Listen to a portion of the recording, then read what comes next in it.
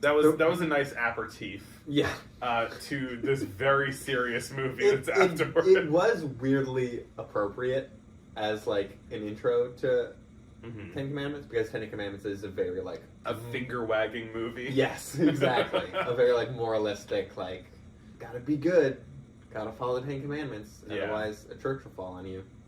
It's interesting. I mean, we could go over the plot a little bit in a second, but like Cecil B. DeMille, we know him as this guy who loves, I don't know, like excess drama, sex, blood, you know? And like just grand scale, like big, big sets, big movies. Yeah. And this movie is that, but it's not really the movie that I thought it would be. I knew that it was set in, Exodus time and contemporary time. Mm-hmm. But I didn't realize it was I thought it was more of a 50-50 thing and less of a, like, I don't know. 30-70 thing? Yeah. Trying to think what the exact right ratio would be. Yeah. I mean, it's mostly a contemporary, like, morality tale. Yes, but given the context of, honestly, not super necessary context for the movie. Right. Even though like, we've heard of the Ten Commandments. Right. Even though it's far and away the best part and the only part of this movie anyone remembers or cares about, kind of. It's the only one that I knew about. Right, yeah. Actually, I mainly knew about the Charlton Heston version, which is the remake that he did in the 50s. Which is just that. Just the like, sword and sandals, like, period piece stuff. I could be into that. Anyway, so it starts off with a pretty straightforward telling of parts of the Moses story. Mm-hmm. Yeah.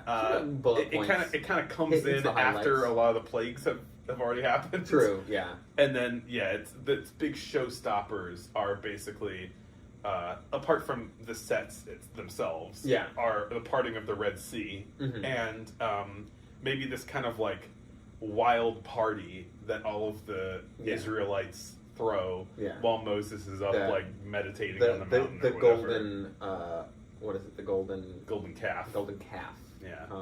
The golden calf party. Which the person introducing it was like, of course, Cecil B. DeMille puts an orgy scene in. Yeah.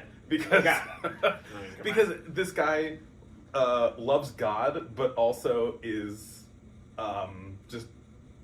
he loves excess and drama and extreme things. Yeah. He's I mean, honestly, like, a lot of the time when people are making religious movies, the religion aspect, I think, gets in the way of it being a fun and good movie. I think this is a fun movie, though. Yeah. Parts of it are. Yeah. I think like the prologue, the Moses stuff is definitely the best part. Yeah. I think.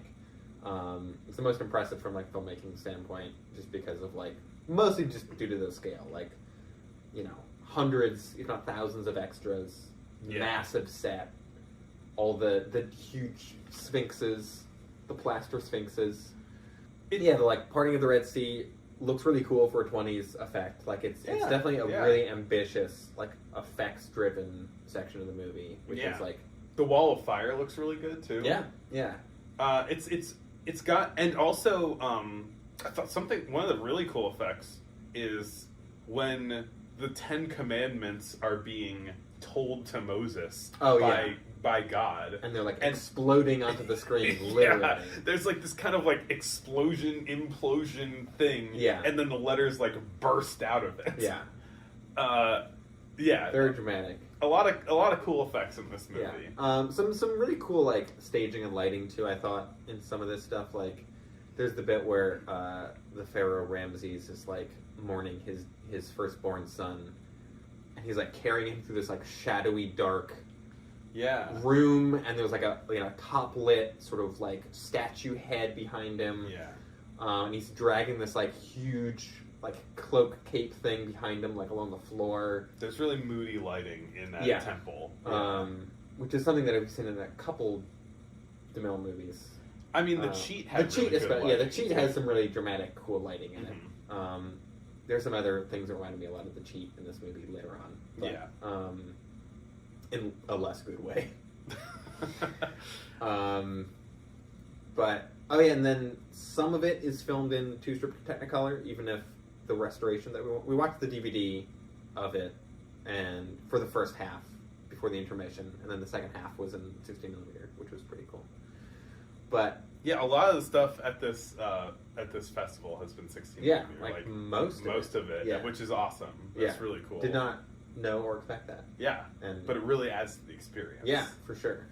But so the Technicolor scenes are not super well preserved, at least in the version that we watched, which was kind of a bummer because I mean, unless like they were meant to be kind of like that. I don't think so. I think like, they're just like really the Toll of the Sea is like really punchy colors, you know? Right? Yeah. And like I wonder if this was meant to not like blast you in the face so hard. Because I feel like the other stuff that I've seen in Two-Strip Technicolor looks more like Toll of the Sea. I see. Like the punchy, like red-green stuff, whereas this like is very faded, very washed out, very. It almost looks like overexposed in places. Yeah. I mean, I kind of thought it looked a little better though. Yeah, I don't know. I did not. I almost wish that there was. I would rather watch it in black and white if it was a better print, kind of. You know, like it looked very washed out. I think that the less like oversaturated colors helped it feel like a suggestion of color and like a little more realistic in that way. Maybe, but it's like I feel like if it was just tinted a color, it would look better. Yeah. None of the films we watched at this Star Festival have any tints on them, which has been, I guess, because most of them are 60mm prints from the 60s. Yeah, I don't know about I guess how possible that is on 16mm. Yeah, and like a lot of the shorts, I think, don't typically have tints anyway, but I don't know, just a thing that I noticed. Yeah. So after the Moses sequence, there is another thing I want to point out about that. Yeah. There's a really cool couple of shots of like all of the chariots of the Pharaoh's like soldiers chasing after the Israelites through the desert, and it's shot like on the back of a car or a truck or something like that, like speeding along with all the horses galloping and chariots. It's a really good scene. Really cool shot. Like I hadn't seen a lot of that type of stuff in movies up to this point. That's exciting. I guess the other thing I'll say about all this whole sequence, is like the scale is very big, but like a lot of what's happening is on a human level, which makes me think that they could have just painted a backdrop and saved $1 million. You know, that's not the DeMille way. I guess not. But we were just talking about Erich von Stroheim and his excess, you know, and then so he made the most expensive movie, and then DeMille's like, let me hold my Manhattan. No, it's Prohibition. Hold both my Manhattans. Well, I'm getting distracted now, but one thing that I noticed with these movies from 1923 is a lot of them involved alcohol. Yeah. Like it's fully Prohibition, and yet these people are just like, we're all really drinking alcohol though, right? Which is wild. Like, I wouldn't have thought that Prohibition would be taken so unseriously by so many people. Right. I knew that it was, like, it was not uncommon for people to drink during Prohibition. Like, it really didn't slow things down at all. But, yeah, I'm surprised at how it is, like how much it is being flaunted in popular culture in terms of just, like, movies are just like, we're all drinking, like no one cares. Yeah. And like sometimes like Woman of Paris is set in France, so they're all drinking because and a number of them are set in the past. Right. I mean, there was one of the Chaplin shorts, The Pilgrim. It says in the good old days before Prohibition. Yeah, it could have been done more cheaply. Not that I'm like a studio executive, but like a lot of the stuff like. We only get a handful of shots that involve this massively constructed, like, Ramses Gate. Yeah. You know, that was probably the bulk of the cost of all of that. Yeah. The 100+ foot tall thing that is in the background of a few shots. But, like, if you look it looks real cool. If you look at, like, Babylon from Intolerance, it's, like, a much more detailed set. Yeah. And, like, it seems and more much expensive. more impressive looking. Yeah. It's like, it feels more like a city set, even if it's like a bunch of pillars mainly, and like some stairs and stuff. And they get more mileage out of it. Not that I'm one to, heap praise on D.W. Griffith. If there's obviously. one thing positive we can say about any D.W. Griffith movie, it's that the set and intolerance looks real good. Yes. All right, so that ends, and then we dissolve from Moses into the present. Yeah, into the McTavish family. Yes. Who, one of them is a good little boy who loves his mother. Named John, and he is a carpenter. Get it? He's the good one, and he's a carpenter. Yeah. And then there is the bad one, Danny. Yeah. Danny McTavish, who is a contractor. A little stinker. he's a little stinker. Initially, he starts off as a little stinker, and that is like the beginning of his downfall. Is that if you are a little stinker, then and you will go to hell. A thing that increases his little stinker value, as well as just a thing that amused me, is how, especially in the opening scene where we first meet him, how much he looks like Pee Wee Herman. Because he's got a little bow tie and like a gray suit. He's got his slicked back hair, and he's like doing goofy dances and stuff. And I'm like, this is slicked back. It was slicked back. It wasn't pushed back. He does not care or respect about the Ten Commandments. He thinks they're silly and dumb and old-fashioned. Yeah. And he openly mocks them in front of his very staunchly religious mother, who's very sort of like has her little glasses and is very buttoned up and very like pearl clutchy kind of. She's just like, she carries her Bible around everywhere she goes. Yeah. She loves God. Yeah. She loves Jesus. She loves them commandments too. She loves the commandments in particular. Yeah. And then she has raised a son who flaunts them. Yeah. He says God is Dead, Part 3 with Kevin Sorbo.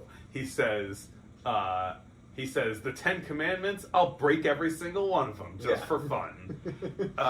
And then he does. Yes. But so Danny gets kicked out of the house because he's mocking the 10 Commandments. And then so he goes to what is it? A burger, a diner. Like a diner, but it's referred to something. It's like a lunch place.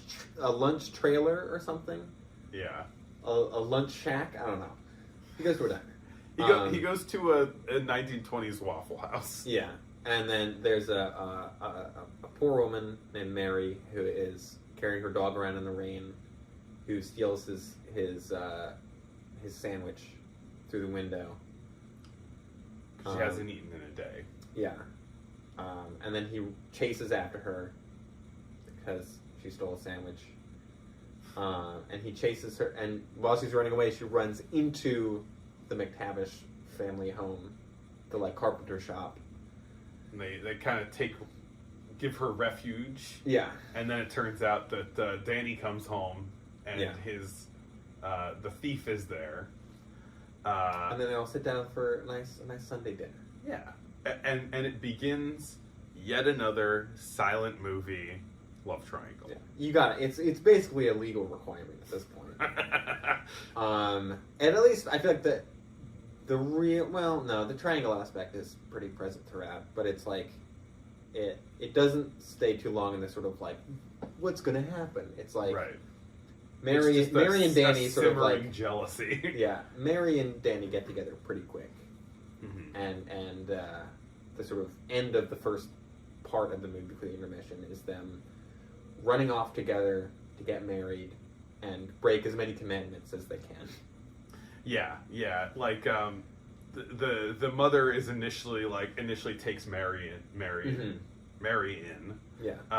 But she realizes that she's also a heathen. Yeah, because she plays dance music on a Sunday. Yeah, and she almost gets mad and kicks out her good son, her good religious son, because he's like, Mom, can't they just enjoy some music on Sunday? Yeah. It's not so bad. No. He's always trying to make peace. Yeah. And she can't accept it. Yeah. No dance records on Sunday. It kind of goes forward a couple years.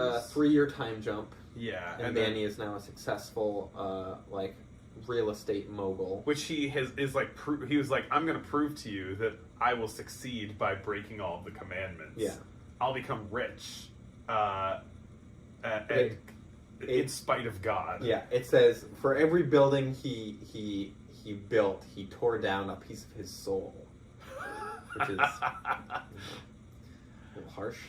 And so his project he's working on is this massive church, but he's trying to skim some money off the top by using bad concrete mixed with too much sand and not enough concrete mix. It's low quality concrete mixed at a bad ratio with it's like 10 parts sand to 1 part concrete. Yeah. I think he actually said 12 parts to 1. So he's building basically a big old sandcastle, and he hires his good brother John to be the carpenter on the project. Mm-hmm. Not a lot of carpentry needs in a church, probably. No, you gotta build the scaffolding and all that kind of stuff. It's not like part of the actual church. The church is... I mean, it's weird for a church to be made out of concrete anyway. True, yeah, you think stone more than concrete. Yeah. But... whatever. Yeah. There's a point where Mary comes up to the top of the church, and then a piece of it crumbles off, and she almost falls down. Yeah. And John grabs her, because he's also up there. And so then he realizes, like, what's going on here? This church is built on crumbling concrete. Yeah. Also... very quick before that happens, they ship the concrete mix or some of their construction equipment, or I believe it's supposed to be the concrete mix, gets shipped from, where is it? Calcutta, or it's like a leper island off of Calcutta. Calcutta via a leper island. Yeah, and then there's this wild scene of a woman cutting her way out of like a burlap sack on the dock and escaping into the night. And I was like, what movie is this now? It felt very The Cheat, that scene. Yeah. It felt like something from like The Vampires. Or it felt like Irma Vep showed up for one scene. Irma Vep smuggling herself off of a leper island. She would do that. Yeah. So that's set up for the future. And so when they're up top on the church, Mary spies Danny getting into the car with this mysterious French-Chinese woman who's been seducing him. Like, instantly. Yeah. She walks in and she's like, oh, a guy? Let me seduce him. Yeah. In a very, like, 1910s, 1920s vamp manner of just, like, walking in, like... She vamps it hello! Up. You just did kind of like a vampire pose. Like a... yeah, pretty much. But yeah. You mean vamp as in vampire, not vamp as in vampire. I mean, they're almost synonymous at this point. Like, there's not that big a difference. Nosferatu is not the same as Irma Vep. No, it's true.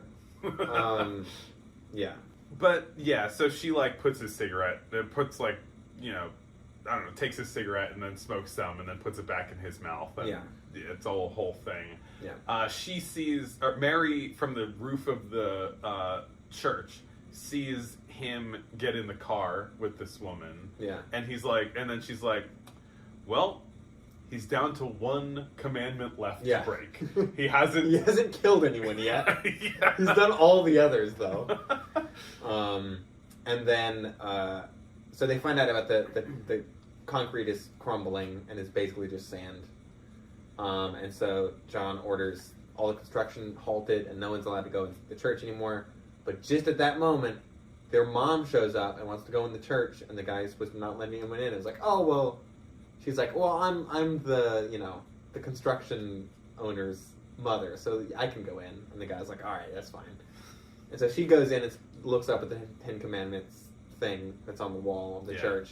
And just at that moment... a giant crack. Yeah. And then... the whole wall falls collapses. on top of Mama McTavish. Which does not kill her instantly, but... so then they rush down, they find her there, and Danny runs in. Danny comes back, right? He finds out about it. Yeah, he's he's definitely pretty torn up about it. He was like, I wanted to scam everything and build a crumbling church, but I didn't want it to fall on anybody, you know? Not especially not my own mom. Yeah. But so then she sort of, with her dying breath, she says, like, oh, this was my fault because I taught you to fear God and not love him. And love is always the answer. And then she dies. What do you think about that? I do think of all the messaging in this movie, that is one that I agree with, of like, your faith shouldn't be fear-based. I feel like that is a good message to give to people. And then the sort of thesis of the movie is stated in one of the intertitles, which is, if you break the Ten Commandments, they will break you. In Soviet Russia, Ten Commandments break you. Pretty much. And then I thought that would be the end of the movie. Like, oh, there it is. Like, you know, he broke all the commandments, and they broke. And his mother died, and now he is broken. Yeah. But there's still this whole plot involving the vamp woman. I forget her name.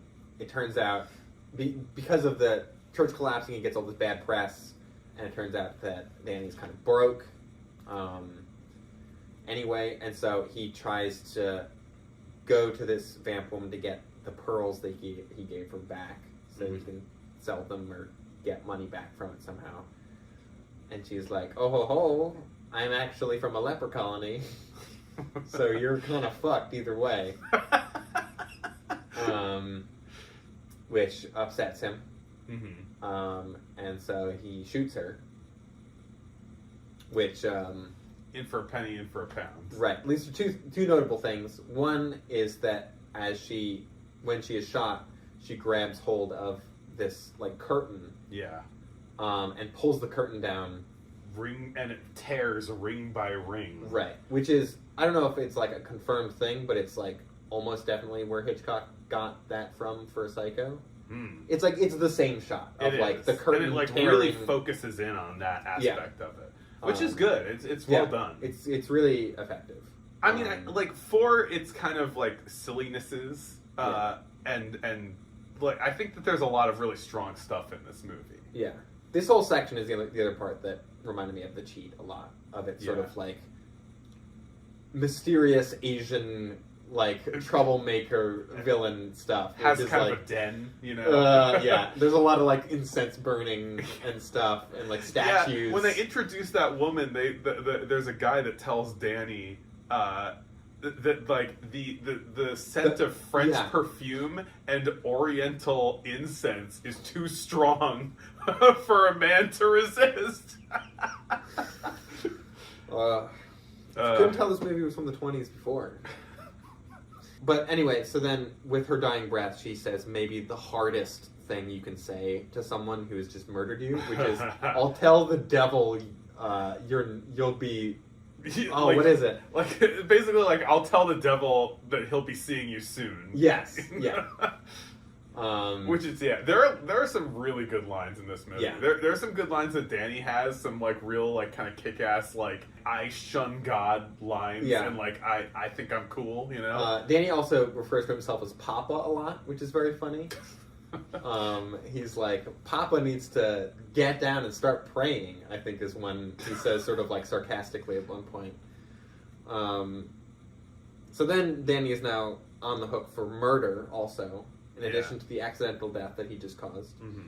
And so then he thinks he has leprosy, and so he runs back to Mary, his wife, and he's like, I have leprosy. She's like, don't touch me. But then the police show up, and she hides him anyway. And the police are like, hey, if you see him, he's wanted for murder. Just FYI. They don't find him, and Danny escapes out the window. He escapes out the window, hops on a speedboat. As you do. And the speedboat named the Defiance. Very subtle. And then Mary is very distraught and sort of like stumbles through the rain once again. Vaguely aiming to kill herself. Yeah. I think. But she goes back to the John's carpentry shop where they first met. And he kind of consoles her and kind of convinces her that life is worth living. And then the sun rises and she looks at her hands and she doesn't think that she has leprosy anymore. And he says, "The light reveals all." Yeah. The light. Or it's like the light made it all better. Or Yeah. I forget. I'm paraphrasing, but it's something along those lines. And also, Danny crashes his speedboat into a cliff. That too. And then he saw the devil. Did he? I mean, not in the movie, but that's what happened. Oh, right, yeah. It's in your imagination. That was like, I was just talking to someone and they said you were on your way. You lie to get into hell here. You have to lie. Wait, no, that's not one of the commandments. Lying. I don't. It's not? I don't think so. Weird. I don't know what I'm talking about. We're very tired, if you couldn't tell. No, it's more that I just don't know the Bible. Oh, okay. So I'm going to be seeing the devil next. Yeah. One thing that was in this movie and not the Pilgrim and A Woman in Paris, which I did not know was a thing, is that people wore these like dark armbands. Oh, right, to signify that they were in mourning. Yeah. Which is in the 1920s didn't really have the connotation that it would now. Yeah. After the 30s. Yeah, you got to be careful with armbands. Yeah, armbands not really a big fashion accessory anymore. Not really in use for most things. I didn't know about that though. I did. Like I recognized what it was, but it still was just like it is a weird sight either way. Yeah, do you have anything else on Ten Commandments? I didn't love it. It felt very preachy to me. In general, it is like you said, it's very finger waggy. Yeah. I'm like, no, follow those commandments. Yeah. Even though one of the early scenes is a starving woman stealing food to feed herself, and it's like, don't steal. And it's like, I don't know. I'm kind of like, if you starving, I think it's morally okay to steal to feed yourself. Yeah. I'm a real Jean Valjean. Is that his name? Yeah. Yeah, anyway. It's a little reduplicative. Yeah. So even that, I feel like this movie is very blunt and yet also at times kind of muddled in its, moral messaging. Yeah, which kind of just helped me ignore it and enjoy the spectacle. Right, yeah. So I had fun. Yeah. It is, because of its sort of, grandiosity, I think it ends up being very entertaining for that reason. Yeah. Not only in for all the intentional ways of the big sets and the set pieces and the church caving in and the parting of the Red Sea, all that stuff, but then also in just it's just a silly movie. Yeah.